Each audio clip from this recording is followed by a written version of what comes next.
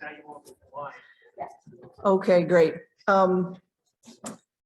Welcome everybody. My name is Shannon Spence. I'm a lay person from Alexandria, from Peace Lutheran in Alexandria, Virginia. Woohoo! All right, got somebody in the room. All right. I'm gonna give just a couple of quick logistics so we have a feel for what we're doing here. And then we'll get on with the show. So I first want to just thank the Synod and my home church and the racial equity team for the space and the heart to be doing this work.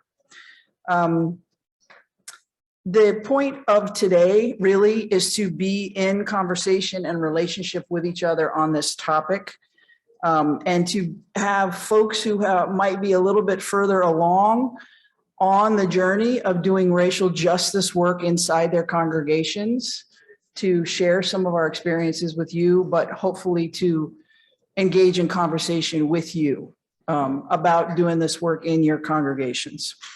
So we're going to have a couple of short sharings from the front. I'm glad the lights were turned off. That feels a lot better to me. And after that, then I really want to have an open mic or two. We have two mics from the floor because I'd really like this to be more, like I said, of a conversation.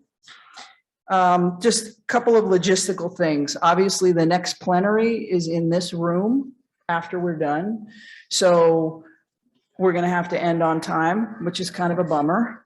But two things. There is a sign-up sheet that is going around because one of the main things that we would like to do is keep connected with people. One of the main points of this workshop is to share experiences, stories, and ideas, but to really not have this end here. This is a crucial step in building a network among individuals in the congregations in the Synod who either are or are interested in doing more of this work within their congregations. So we want to connect with you and keep connected with each other. So there is a sign-up sheet going around, and we have a table right outside that door. And I want to say just a couple of words about that table. We have a lot of information on that table, books that you can browse that we brought from our personal libraries, but also reference materials. We have done, a number of the congregations have done worship services around the issue of racial justice and racial equity. We have samples of that there, number of different resources, and we're going to be personing the table throughout the assembly to talk with you, to continue the conversation. So please come to the table and talk to us some more. And I think that's all I had with the welcome. So with that, I'd like to introduce Franklin and Karen from the Synod Racial Equity Team. Thank you. Thank you. Thank you, Shannon. And thank you everyone for being here this afternoon. I'm the Reverend Karen Brow. I serve as co-chair with the Reverend Franklin Morales of the Racial Equity Team. The team was born after the uprising in Baltimore in 2014 and 2015. It actually gave birth at the Synod Assembly, where the Emmanuel 9 had been massacred by Dylan Roof on a Thursday, and the Synod Assembly happened on Friday, and no one mentioned it. And so as a church that's a predominantly white institution, we have got to remember over and over again with a grounded humility that our baptismal promises have us attend to what is it that gets between us and the love of neighbor. And when our neighbors are suffering, and I am a white person, it matters to me, and it's not a sidebar. So we've been working diligently over the last few years, and today's workshop is a wonderful evolution of how coming together and talking and weeping and lamenting and also acting makes a difference. So I just want to turn this over to Reverend Franklin, who I am honored to serve with. Good afternoon, everyone. Thank you for being here and for being in this workshop. As Pastor Karen was mentioning or saying, this racial equity team is just to find ways together to build church, to build our church in diversity, to build our church in gift that can come from people that are coming from different backgrounds, and to look for justice among us in our society, in our church, as we know. So the invitation is for every one of you who would like to join this racial equity team or to be part of the training that we are doing with Sacred Grounds as well, along the Synod. And it has been a beautiful experience if you can and are willing to join it. And yes, the main, I would say from my experience being in the racial equity team, the main purpose of that is that we are together, that we are a body in diversity, but we have one scope together, one goal, being those children of God in justice, in equity, and looking for the well-being of every human being out there that maybe they look different as us, from us, and that they can come from different backgrounds, but that every human being can feel welcome in this church, in this society, by us in this moment, in this crucial moment in the church. Thank you.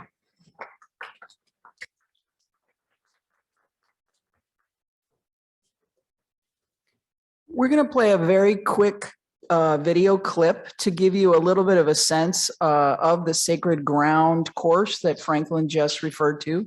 So this is a course that the Metro DC Synod and the Racial Equity Team has been sponsoring and organizing. So we're going to do a quick clip. There is also a testimonial from someone who's gone through this training later on in this workshop.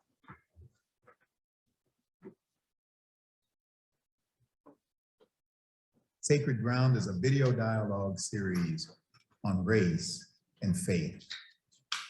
Through the stories of our culture, the stories of our sojourn here in America, the stories of race, both the joys and the sorrows, by listening to those stories and hearing them, and then telling our own stories together, and then looking possibly at the stories of our very faith.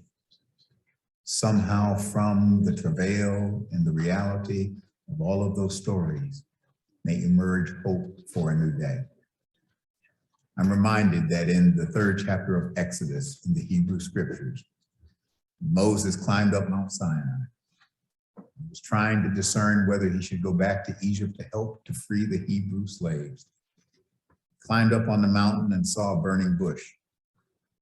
And in the vision of this burning bush, he heard the voice speak to him, Moses, Moses, take off the shoes from your feet, for the ground on which you are standing is holy ground, sacred ground. And then the voice from the bush said, I am the God of your ancestors, the God of Abraham, Isaac, and Jacob.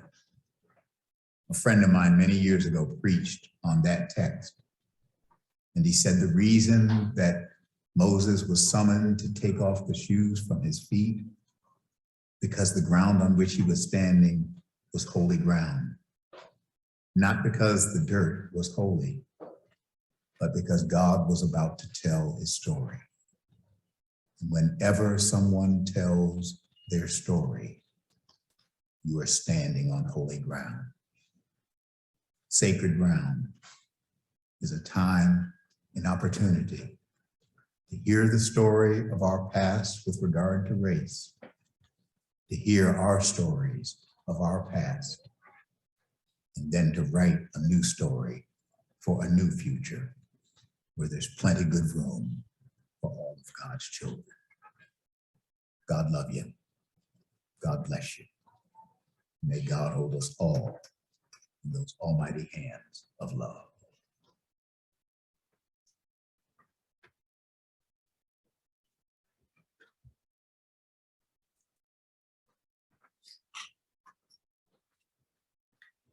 So the rest of our time together, I just, again, want to kind of give folks a context. I'm going to just talk for maybe 5-6 minutes, give you an example of what it was like in my home church in Virginia to do this work, just as an example.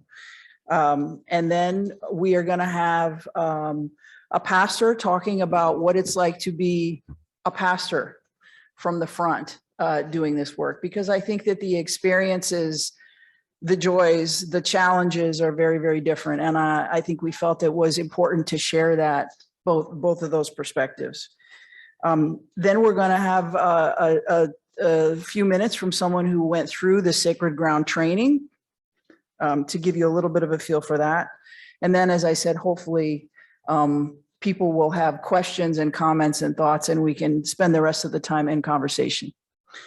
So again, my name is Shannon Spence, and I am a layperson at Peace Lutheran in Alexandria, Virginia. So I moved to Virginia a little over 5 years ago, and I am new to church in general. Compared to a lot of Lutherans, I found Lutherans have a tendency to be cradle to grave, more of a tendency. I was unchurched until about 10 years ago. At that time, I started going to an Episcopal church up in Connecticut, which was great, a very progressive church. A lot of LGBTQ people there. And that was my first introduction to church. So there was a lot for me to learn. Like, I never knew where the term doubting Thomas came from. So tons to learn if you're unchurched. When I moved to Virginia about 6 years ago, I was church hunting, and somebody suggested going to the Lutheran church, and I was like, no. Okay. So I checked out Peace, and it is a wonderful home congregation. So that's how I ended up there. Peace did some racial justice work even, earlier than before I got there, which is amazing. So they did some book studies back in 2016. But since my time there, in the winter, in December of 2019, we started, me and a couple of other people approached our pastor and oh my God, not the assembly. What is the organizing body in your congregation? Thank you. This is what happens when you reach your 60th birthday. Okay, council. Yeah. And said that we'd like to do a Troubling the Waters curriculum, which is similar to Sacred Ground, that we found, and that we'd like to do an educational anti-racist organizing within the context, or not organizing, but education within the context of the church. And the council supported us graciously, and we started our first classes, as I said, in December of 2019. So that was pre-George Floyd, pre-pandemic. And that lasted a number of months. Since that time, we have done 2 different Troubling the Waters sessions, a number of book studies. We have an active racial justice team that meets once a month and is continuing to discern what we should do next. We have done, I'm not going to list everything we've done, but just as a sample, we also had an Indigenous Peoples Celebration Liturgy last fall, which was, pretty amazing. We have worked with the youth of our church and have a mural outside our church, a Black Lives Matter mural outside our church, which I realize is, not nothing. And it has created a conversation inside our church, and I don't want to say that everyone in the congregation is all on has the same feelings on this topic. And I think that the conversations that it has engendered have been very, very fruitful. And we, really have continued to do this work and have these conversations and ask these questions at really every opportunity that we have had. I wanted to just say, though, this is one sample of a journey. Whatever happens in your congregation, and I have had the blessing to talk to a number of people across the Synod in various congregations who are either doing racial justice work or want to do racial equity work. And a lot of times I think people are afraid or stymied. It's a big thing and people don't know where to start sometimes. And I just want to put it out there that it's going to be different for everybody. For some places, it's a book study. For some places, it's a movie. For some places, it might be a training like Sacred Ground. And, you know, trust the Spirit and you know, the network that we hopefully build out of these workshops will also be there to walk with you on your journey. So I just wanted to share just our experience at Peace. And our pastor is in the room if you have any questions, not to call her out, but she is here. Yeah.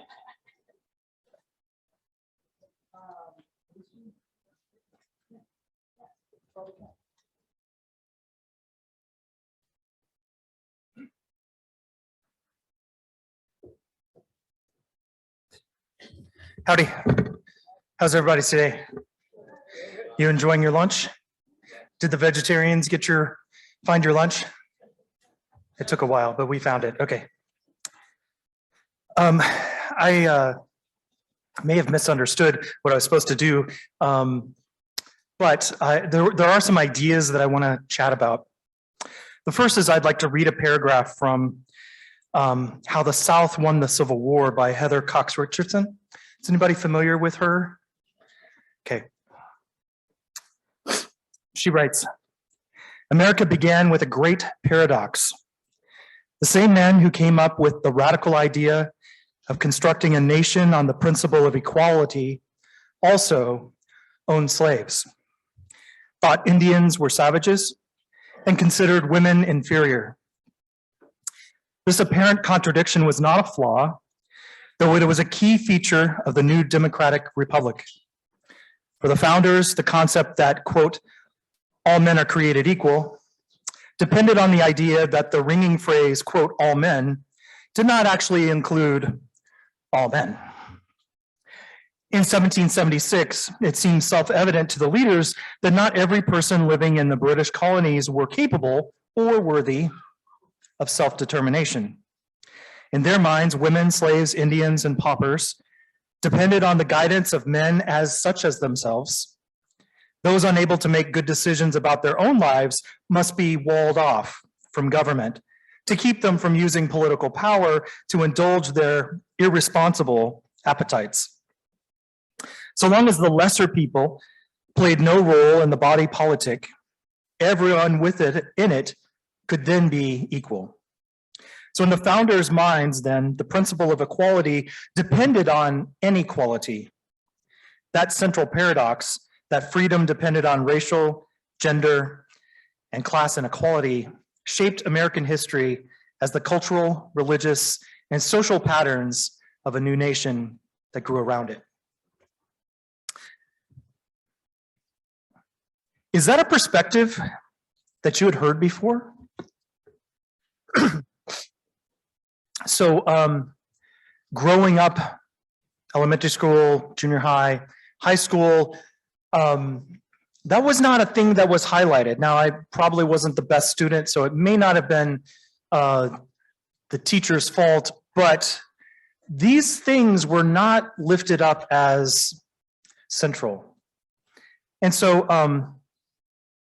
there's another quote of this thing called disremembering. We disremember when we choose to elide a complete story, meaning disremembering leads us to be haunted by our history and prevents us from moving forward. In other words, the dominant narratives don't want to be challenged. Ian Henry Lopez writes, often when people denounce identity politics, which we could be labeled as lifting up here as a problem, they are obscuring this to protect these unjust arrangements. So for identity politics are often used as dog whistles, suggesting that people in their identity, they place their identity above what their other priorities are, and to try to do that, they are creating division in our country. So in essence, racism becomes a strategy of division that is wielded by the powerful few. It succeeds by promoting that conflict. So as a pastor, excuse me, these are things that I'm quite aware of. Now, my congregation is not currently very diverse. The most diversity that we have is sitting right here on the table. Andre, raise your hand. Now, that was something that I was hoping that would change, but it's hard to build a community, especially in these last couple years. So I know that for some people, talking about race, talking about inequalities, talking about dominative narratives, or actually learning about the full story of our history and the full story of where we are today in our society, we might want to shy away from. But there's these moments where I've come in my life where, I really hadn't quite looked at it that way. When I joined the Lutheran Franciscans, the first time I went to a chapter meeting, I sat next to the Reverend Brother Masood Ibn Sayyidullah, who is a part of the Third Order of Society of Franciscans, part of the Episcopal Church. And I sort of sidled up next to him because he seemed like a friendly face and a safe presence to be around. He actually became my spiritual director. Brother Masood started introducing me to ways of seeing other things. Now, Brother Masood is a Black man from St. Louis who has a father who is Muslim. So he grew up in the Episcopal Church on Sundays and going to and practicing his Islam faith on Fridays. And so he kind of grew up with this multiple kind of idea of what spirituality is like. And so he offered this thing called the Agents of Peace, which I went to, Agents of Peace in a Time of Fear. In Calvert County, we have something called the Big Conversation, which is where we have listening panels that we listen to each other and kind of play these narratives where we see how our privilege puts us way farther advanced than other people who are people of color, or people who are women, or people who are LGBTQ. There's lots of things that about our social location that we may take for granted. This Sacred Ground course is a really great way that introduces us to the variety of difference that we may not be quite aware of or have been thinking about. Maybe some of you are further down the line than others, but I really do endorse and ask you to really consider becoming part of a Sacred Ground cohort. It's 12, it used to be 10, now it's 12. 12 sessions that you gather together, and we gather online, and we look at various parts of our American history and the ways in which people of color have been pushed down, have been marginalized, have been considered less than others. And it's in those conversations that we get to kind of move through these ideas and learn from each other's stories, where they've come from, what they've experienced, what they've struggled with, and their aha moments. And so week by week, this group gets closer and closer in relationship, so that we build up trust with each other. We end up trusting that we can struggle with a concept with our cohort, and we will each carry each other and work through these ideas, so that we're not disremembering, but that we're actually expanding our sense of awareness to the point that we become color amazed rather than color blind. Martin Luther talks about that we are freed from and freed for works of love towards others. And that this idea of justice is being this salvation / justice idea is two sides of the same coin. As we embrace our baptism, as we embrace the grace that God has given us, it comes with the other side of the coin that we are to extend ourselves in love and in embracing of all of our related relations and creation. So I want to thank you for letting me come up and having my spiel. Thank you for sitting through it. I really commend Sacred Ground. I also commend a book called The Color of Compromise by Jamar Tisby. Anybody read that? Yeah, it's awesome. And please go get this book too and join Sacred Ground. It's going to change your life.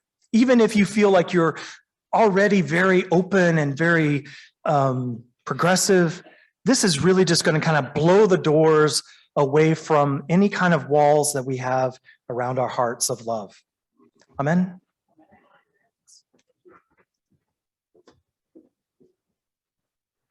Thank you, Brother Ken. Andres?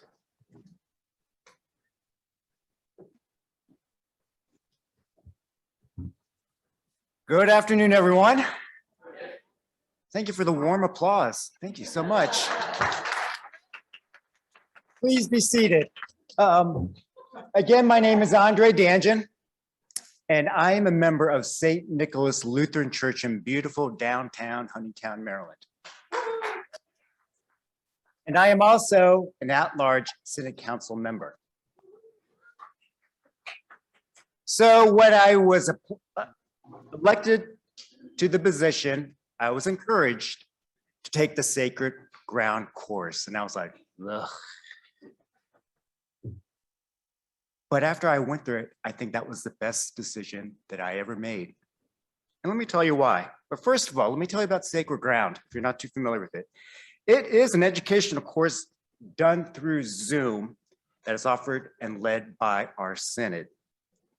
It consists of powerful documentary films that focus on not only the African American, but the indigenous population, the Latinos, the Asians, and how they were treated during the past 3 centuries.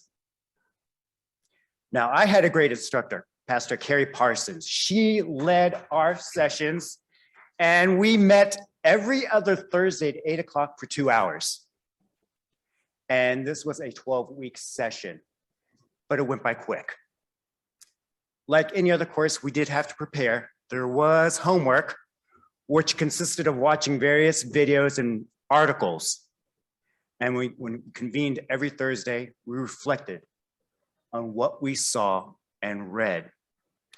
And one of the other things that we were required to do was read some passages from 2 amazing books. Some of you are probably familiar with this, Waking Up White by Debbie Irving. Required reading, as well as Jesus and the Disinherited. So I'm done with these. So first come, first serve. I'll be happy to give them to you if you are interested in reading them. But what I really enjoyed about this course was an opportunity to connect with my fellow classmates, fellow Lutherans. It was an opportunity for them to share their faith and thoughts about race. And it also was an opportunity for them to share about how they, their family, and friends felt about people that were different from them. At times, the conversation was, at times the conversation was very difficult, just hearing some of the things that people have experienced and witnessed throughout their life. For me, I learned so much from Sacred Ground. I learned things that were not taught to me in high school back in the 80s. I went through a series of many emotions: surprise, sadness, anger, and a better understanding of the people who are different from me. So when it was all over, I asked myself, what am I going to do with this newfound information? Do I just move on my life and do something else? And I really feel that sacred ground for me is a call to action. I feel I need to use this information, do something. And as my classmates will tell you, throughout the sessions, I often ask that. What is my call to action? What do I do with this newfound information? And I still struggle with that. And I know some of my classmates struggle with that. So when the session ended, I wanted to continue the conversation because I enjoyed talking about this very difficult subject. So what did I do? I can continue the conversation with some of my African-American friends in my office. We met once a week, and I got to hear their story, their perspective, because our class was consisted of white Americans.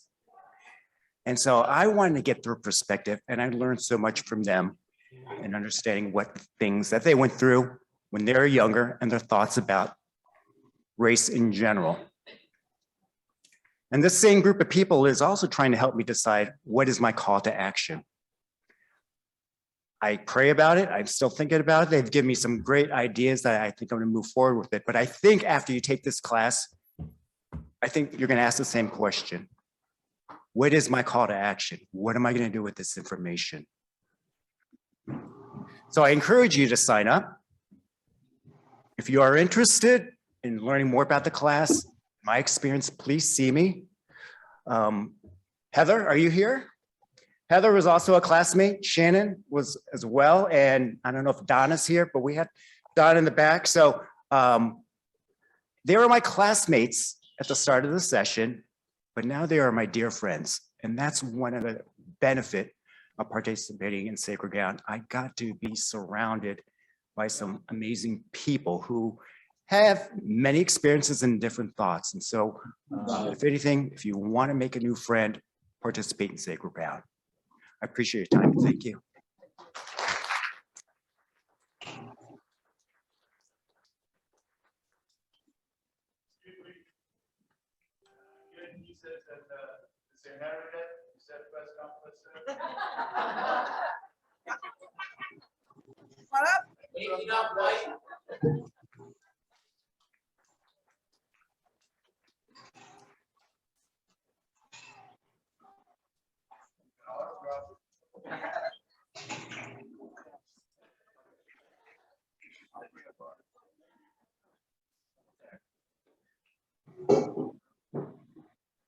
Thank you.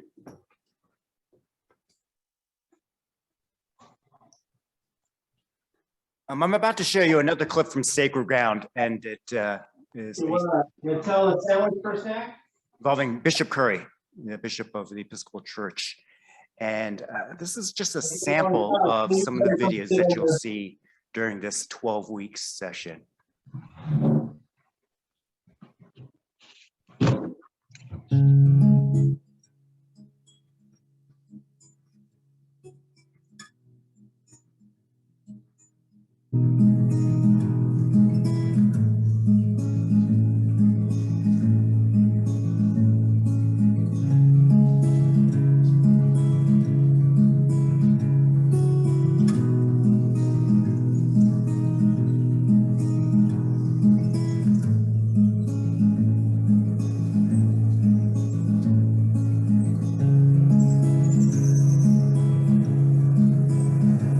This is tortured holy ground.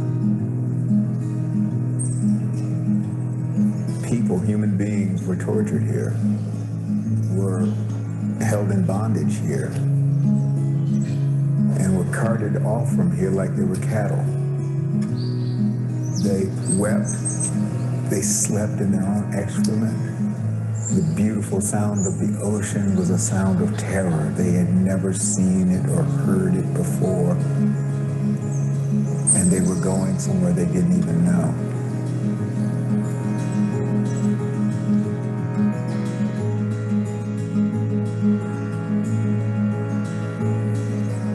I was really thinking of it as a kind of homecoming for me as an African American, knowing that we were going to be coming to the places of slaves, enslavement, and embarkation, and that terrible journey through the Middle Passage to the Americas.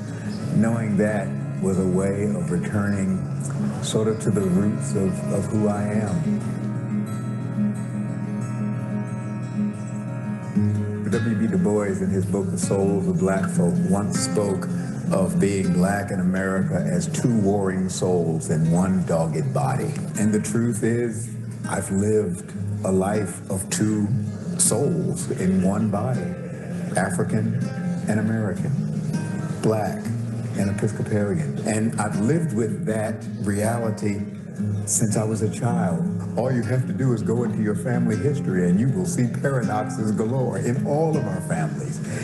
And the same is true for me, even as an African-American man, as the presiding bishop of the Episcopal Church, a church that did participate and very often blessed some of the horrors that happened here.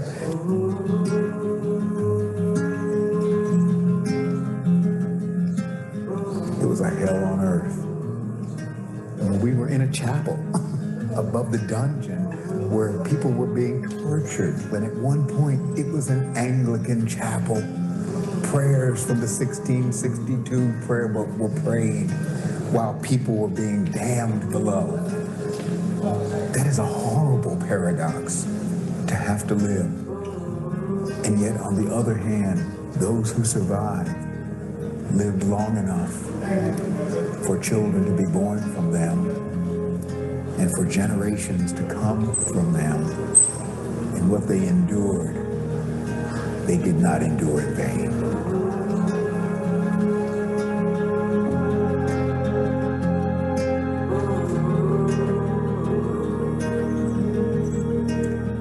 And so somehow standing here in this place is somewhere between heaven and hell. And for me, it is a place of real recommitment.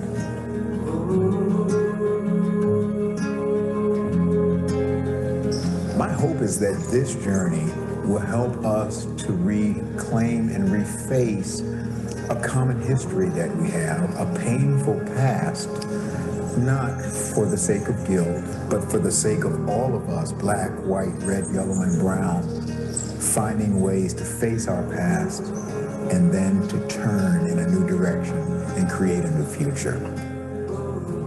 This may be a moment when the churches may lead the societies to find another way.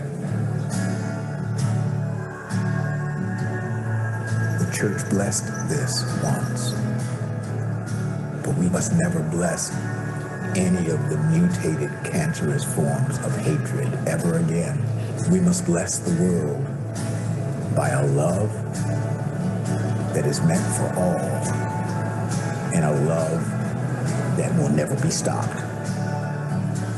We follow Jesus, who had to endure the paradox of hatred in the midst of love, and he did it. We can do it as the Episcopal Church. We can do it as Americans. That's the message for me from here. Now that I love you, there's no turning back. Now that I love you, there's no turning back.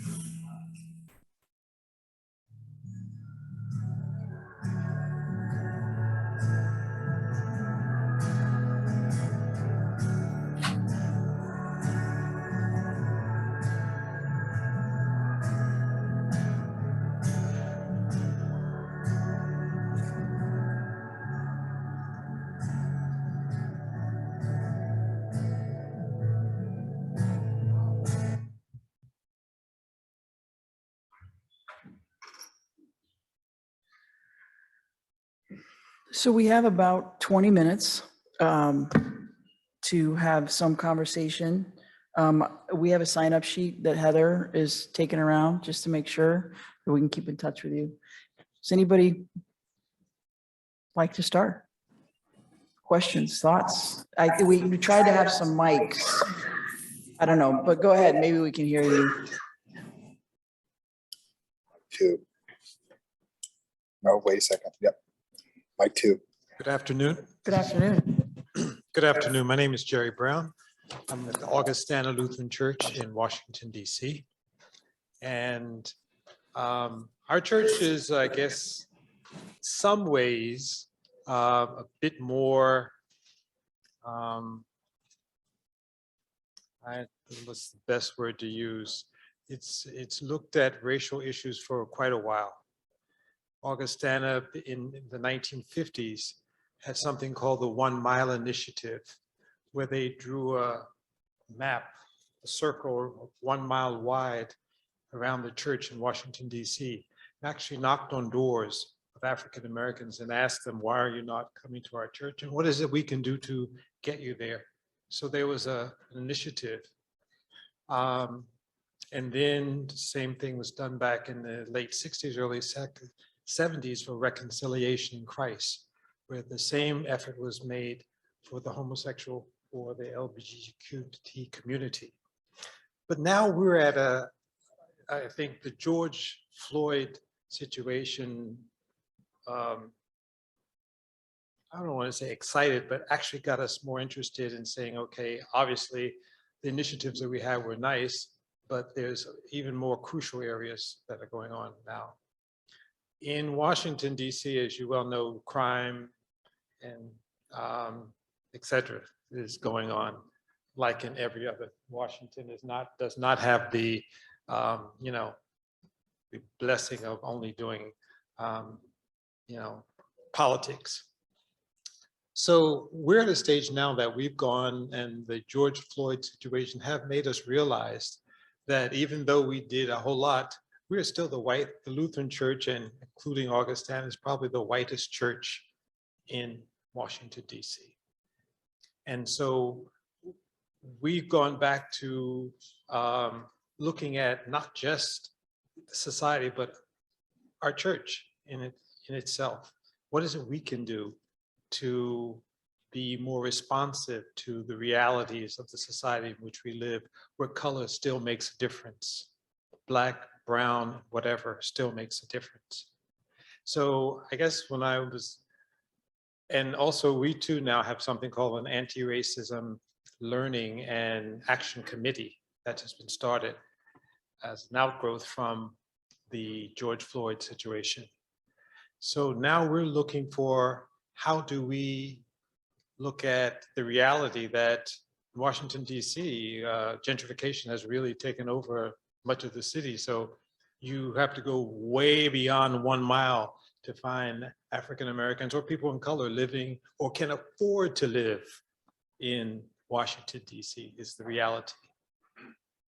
So we've joined in with the Washington Interfaith Network, and we're looking at economic issues, immigration issues, what else? Environmental issues, and to see what is it we can do to grow the participation of Black and brown people in those 3-4 areas. So I guess what I'm looking forward to seeing or trying to hear from you, or what are some of the things that you've tried to inculcate to get more inclusion of Black and brown populations into economic, environmental, immigration issues?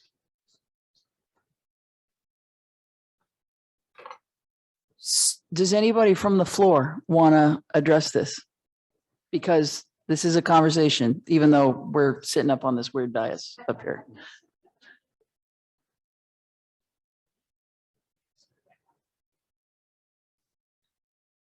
I mean, I would, my thought on that is in conversations I've had with folks, that is the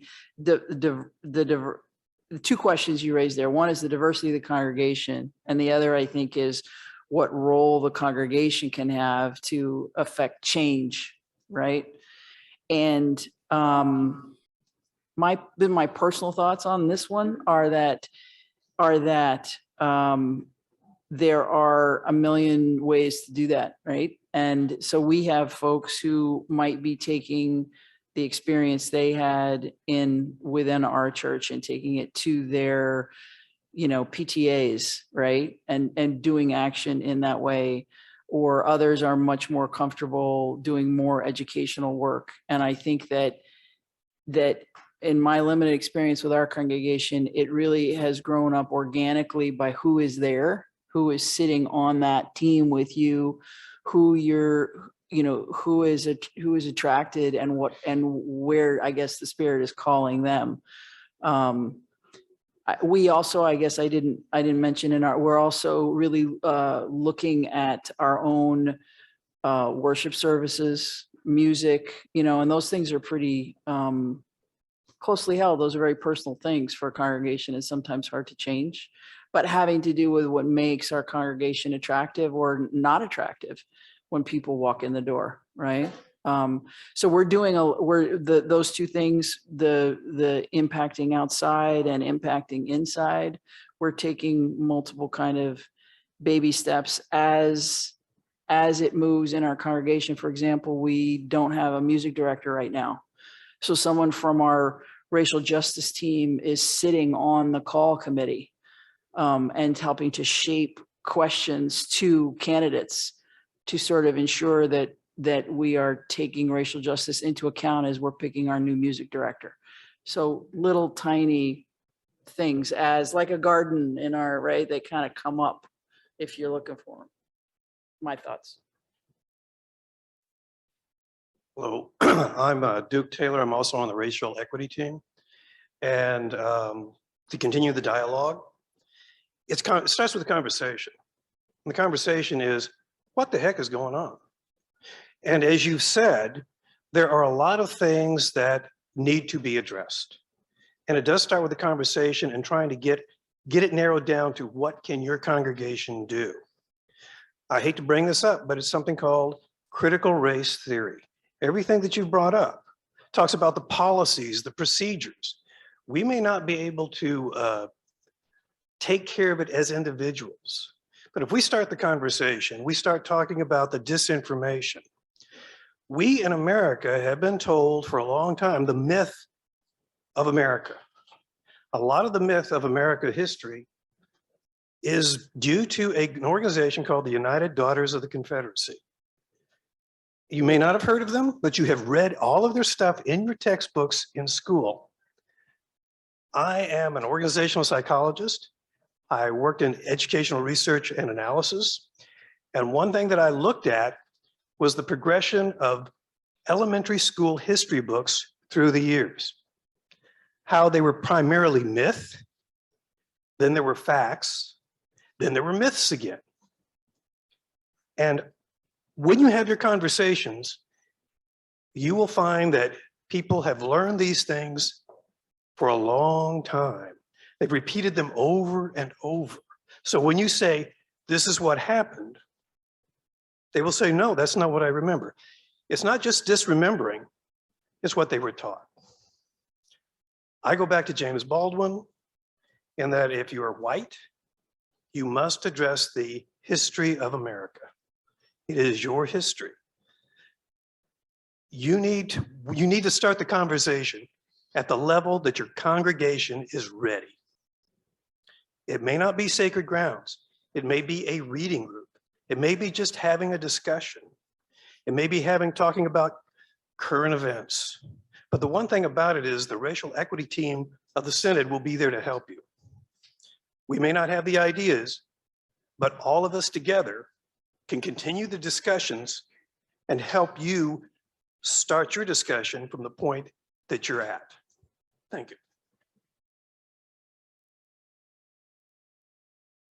Hi, everybody.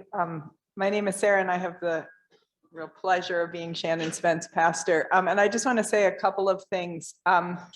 One of them is you have the $1 million question, I think, and that's a question I think many churches are struggling with.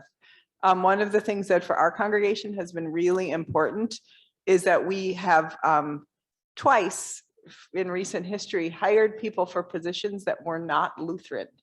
And part of what those people were able to bring to us is a different perspective on the world. Both of those people are also people of color. Christians, I mean, people of faith to do our children's ministry. But I think one of the things that can help Lutherans is to, when looking for staff positions, not only look at a Lutheran pool if it's not bringing you the perspectives and the world experiences that will really help your church grow in this area. Another thing I just want to point out as a pastor, from the kind of pastor's perspective, is for lay people to recognize the power that you have and to claim it. Our church would be nowhere near where we are if Shannon and a few others hadn't said to me, this is really important. You have to act on this, and said it again and said it again, and led me and the leadership of the church. Please be dogged in your advocacy within your churches. Lay people, don't let your pastors say this isn't important. Pastors might be afraid of money and people. We love the people at our church. We don't want to lose them, and we don't want to lose the money that keeps our churches going. Peace lost both of those things in the last few years. We lost over 5% of our budget in giving, which is not nothing. We lost some very key dear members, and one of the things one member of our staff consistently reminds me is, you don't know who was able to stay and you don't know who's about to come. And I just try to keep those things in mind. That's the way the Spirit works. Shannon, thank you for being you.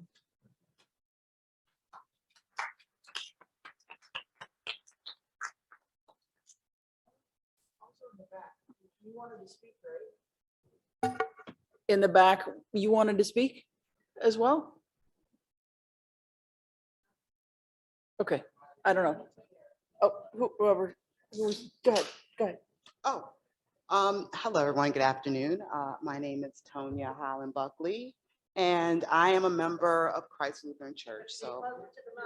So my name's Tonya Holland Buckley. Can you hear me? Okay. Member of Christ Lutheran Church in Washington, D.C. Sir, I wanted to empathize with you. I don't know what our demographic, racial, quantitative numbers are for white, Black, and other, but I think we probably are beginning to realize that we want to work a little bit more on that. And so one of the questions you asked is perhaps how could you do that? And that's a diversity question that Christ Lutheran has struggled with. We began our struggle in 2018. We also taught a 12-week class, which I taught personally. I think in those classes, it was so oversubscribed that I had a waiting list. And what that meant for me was that I think I was reteaching what I didn't realize was probably critical race theory, but in the opposite way. And that's in a social construct of not knowing that, it means that you have adult students that are having social conversations about race, but grappling it with theology. And what does that mean when you have been brought up educationally, religiously in your world, and then you choose to take my class or perhaps the class that you participated in? And so you are right, sir, it is quite life-changing. I think the woman that spoke last that talked about lay people, I'm a lay person. I am not of a religious background, but Christ Lutheran has allowed me to do 2 sermons that are online about this topic. I feel humbled to be born in this time and finding myself teaching more seasoned Caucasian, other Black people. And so I stand here to say that it is an honor to see that there are so many people interested in this topical area. I believe the work that I do outside of my regular job for Christ Lutheran, I pray it evolves. I think it's not only teaching adults, but it's probably finding a way to reach children. Because as I realize, as you teach these classes, as much as the participants loved it and I loved them, I think, sir, that perhaps if I had Bill Gates money, I probably would create the most interesting vacation Bible study that was fun, but just intertwined what it means to be just you in your skin and what it means for God to love you. So I think that's what I would say. I have not built that program yet, but you know, God willing, I will. So thank you. Hi, I'm Rose Woodruff. I'm currently with. Just one sec. We have only a couple of minutes, so please, but I just want to say, we have another workshop. Come to our table, continue the conversation. Thank you so much for coming. And now to our I'll closing keep it remarks. really short. I'm in Hope Lutheran Church right now, and we have huge gender diversity. It's a wonderful congregation. I'm very happy. In a former congregation where I was very active, we were a white church as a minority in the community. We were in a primarily African-American and African community. And we wondered, how do we bring in the diversity? There are two parts to that. One is having people come to your church, having them overcome all the bad experiences they've had with white people so that they feel like they can at least walk through the door. The second part is to make them feel welcome while they're there. And no matter what your committees do, if they go back to the social hour and they're hearing microaggressions, they're not going to stay. I walked back in my church and we had people who every time they were talking about a crime reported the person's race if they weren't white. Not once did I hear them report the race of a criminal who was white. And so these are the microaggressions that keep people from staying at our churches once they come in.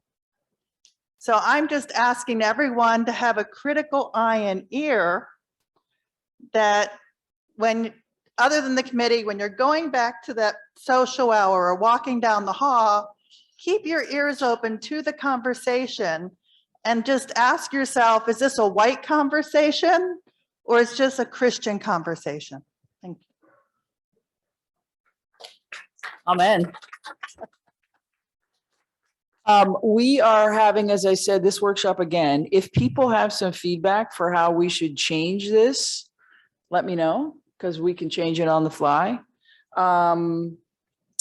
I saw a couple people writing down when people were mentioning books. So just so you know, our table, we have a couple of resource lists of, yeah, you're nodding, so you're the one that caught my eye.